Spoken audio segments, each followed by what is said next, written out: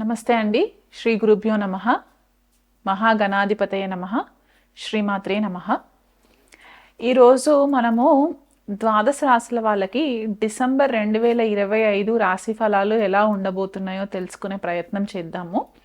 కానీ దానికంటే ముందు డిసెంబర్లో గ్రహ గోచారం ఎలా ఉంది, ఏ గ్రహం ఎప్పుడు ట్రాన్సిట్ అవుతుంది, ఏ రాశిలోకి ట్రాన్సిట్ అవుతుంది అనే ఒక ఇన్ఫర్మేషన్ గ్యాదర్ చేసుకుందామండి.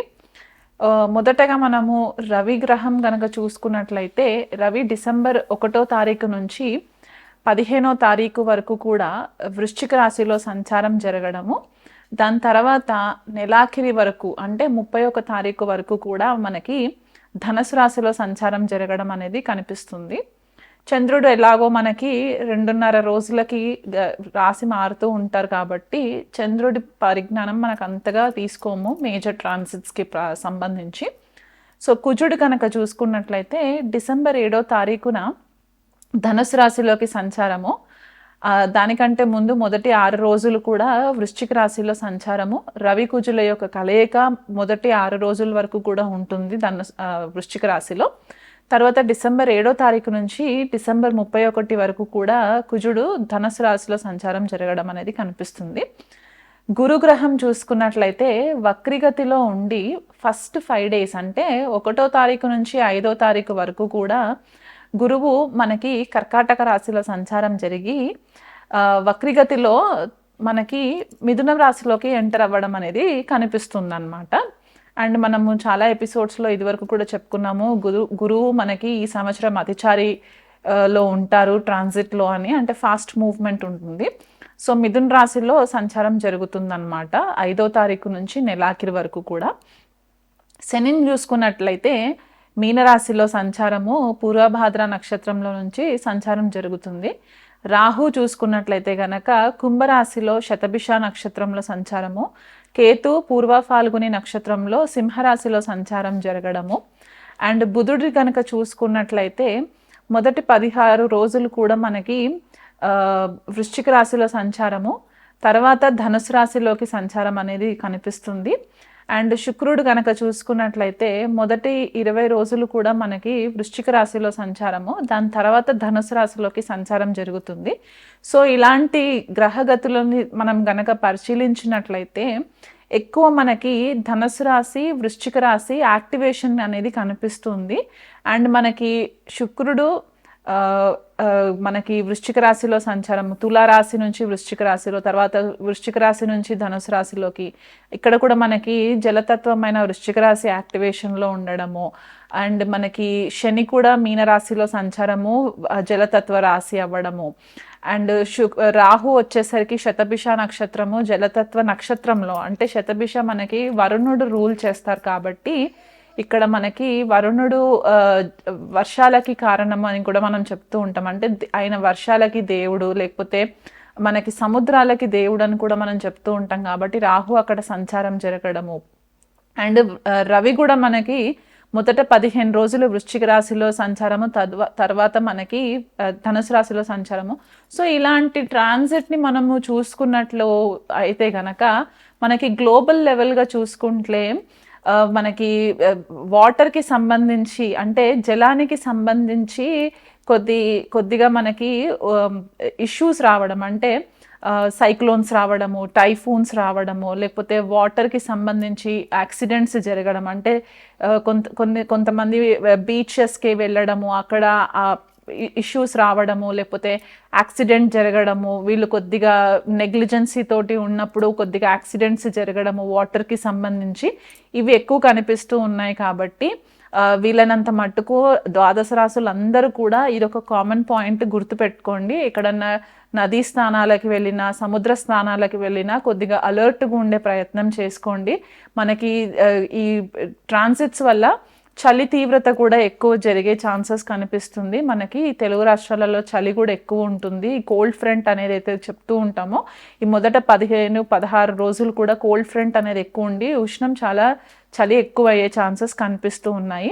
సో అది కూడా ఒకటి మైండ్లో పెట్టుకోండి. ఎవరైనా సముద్ర తీరంలో ఉన్నవాళ్ళు ఇతర వేరే దేశాలలో ఉంటే గనక ఈ జలాశయాలకి వెళ్ళినప్పుడు కొద్దిగా కేర్ఫుల్గా ఉండండి. ఎలాంటి వాటర్ స్పోర్ట్స్కి చేసుకున్నా కూడా కొంచెం కేర్ఫుల్గా ఉండి ప్రికాషన్స్ తీసుకోండి. అండ్ ఇమోషన్స్ పైన డెసిషన్స్ తీసుకోకండి. ద్వాదశ రాశుల వాళ్ళకి అందరికీ కూడా ఇది ఒక కామన్ పాయింట్ అన్నమాట. ఎటువంటి డెసిషన్స్ లైఫ్కి సంబంధించి మేజర్ ఈవెంట్స్కి సంబంధించి డెసిషన్స్ మీరు ఏవైతే తీసుకుంటారో అవి ఇమోషన్స్ మీద తీసుకున్నట్లయితే కనుక మీకు చాలా మట్టుకు నష్టపోయే ఛాన్సెస్ కనిపిస్తున్నాయి. కాబట్టి కొద్దిగా లాజికల్గా ప్రాక్టికల్గా ఆలోచించి మీరు డెసిషన్స్ తీసుకునే ప్రయత్నం చేసుకోండి. అండ్ ఇండివిజువల్గా ఏ రాశి వాళ్ళకి ఎలాంటి రిజల్ట్స్ ఉండబోతున్నాయి అనేది నేను మీకు వివరిస్తాను.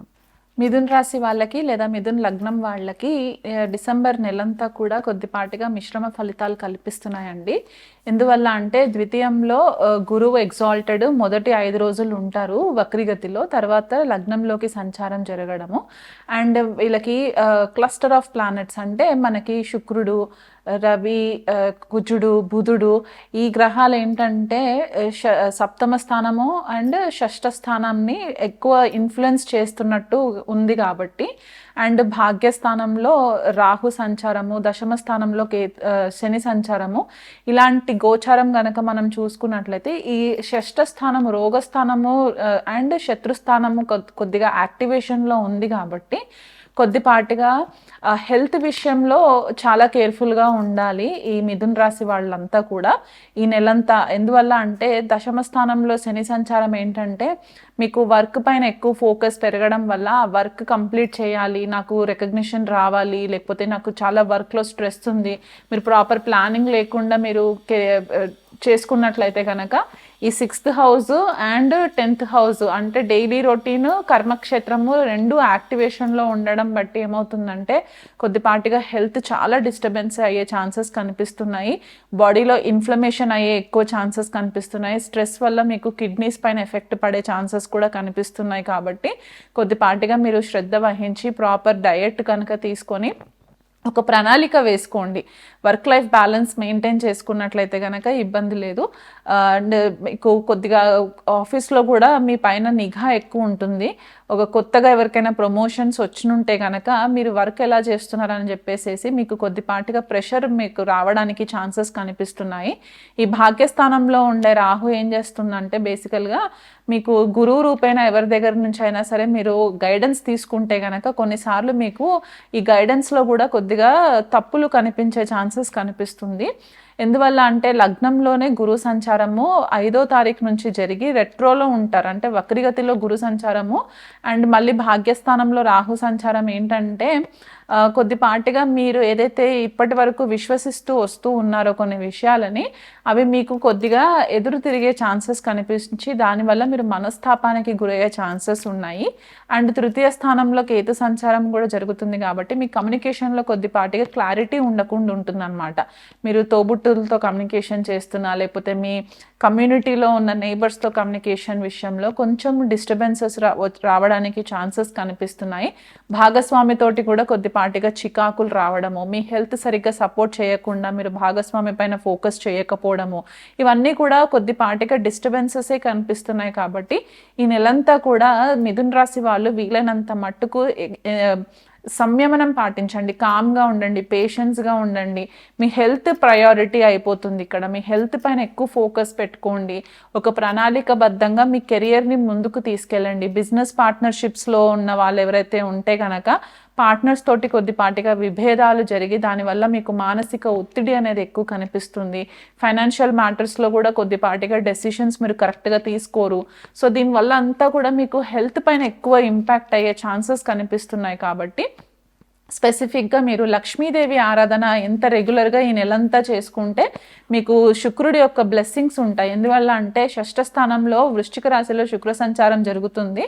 అండ్ అక్కడ మనకి మళ్ళీ బుధుడు, దాని తర్వాత మళ్ళీ ఈ గ్రహాలన్నీ మళ్ళీ సప్తమ స్థానంలోకి వెళ్ళడము, ఇక్కడ శుక్రుడు పాపగ్రహాలతో కలిసి ఉండడం, ఇవన్నీ డిస్టర్బెన్సెస్ అవుతాయి. కాబట్టి ఆ గ్రహ యుద్ధంలో శుక్రుడి యొక్క బ్లెస్సింగ్స్ కావాలి. కాబట్టి మీరు లక్ష్మీదేవి ఆరాధన చేసుకోవడము, సూర్యనారాయణ మూర్తికి ప్రతిరోజు కూడా అర్ఘం ఇవ్వడము, మన కుజుడికి కూడా మీరు సుబ్రహ్మణ్యేశ్వర స్వామి ఆరాధన చేసుకోవడము, ఇలాంటివి చేసుకున్నట్లయితే కనుక మీకు కొద్దిపాటిగా డిస్టర్బెన్సెస్ లేకుండా హెల్త్ పరంగా మీకు కొంచెం కొంచెం బెటర్ అవ్వడానికి ఛాన్సెస్ ఉన్నాయి.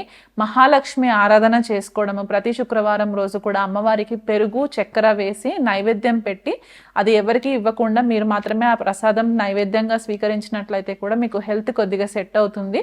ఇప్పుడు సైనస్ ఇష్యూస్ ఇలాంటివి కూడా అగ్రివేట్ అయ్యే ఛాన్సెస్ ఉంటాయి చలికాలం కాబట్టి. ఆ విషయంలో కూడా కొద్దిపాటిగా కేర్ఫుల్గా ఉండి మంచి డయట్ తీసుకున్నట్లయితే బాగుంటుంది. గొడవలకి తావివ్వకండి, గుప్త శత్రువులు ఎక్కువ అయ్యే ఛాన్సెస్ ఉంటారు. సో శత్రు విజయం జరగడానికి కూడా మీరు సుబ్రహ్మణ్యేశ్వర స్వామి ఆరాధన చేసుకున్నట్లయితే కూడా మీకు మంచి రిజల్ట్స్ వస్తాయి.